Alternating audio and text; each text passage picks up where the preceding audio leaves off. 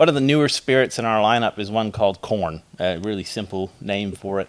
And the goal here was to actually recreate something a bit like mellow corn, if you've ever tried that from Heaven Hill Distillery, using New Zealand corn, of course. So we use 100% yellow New Zealand corn, and then mash it, distill it, age it, and bottle it. And this one comes in at 46%. It is 100% corn, so it's gluten-free if you like that. And it's got, this one was aged in new American oak, and most of them will be aged in either new or used American oak, just like that.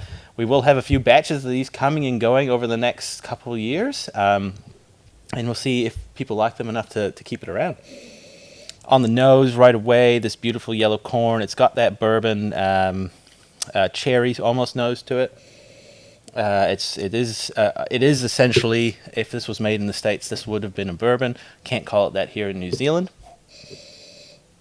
There's definitely cherry, vanilla caramel from the barrel, corn, dusty corn.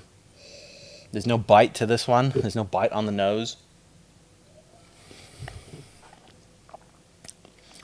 On the flavor, like, wow, it's a good bourbon sort of thing. This is be a higher end bourbon in my opinion. It's got that sweet cherry, a bit of that wood caramel.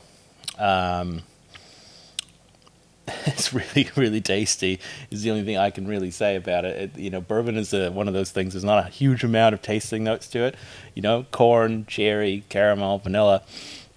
It's got all that in it, but this was dialed up a bit. It's got a huge amount of oil in it, and that really does come through when you're tasting it.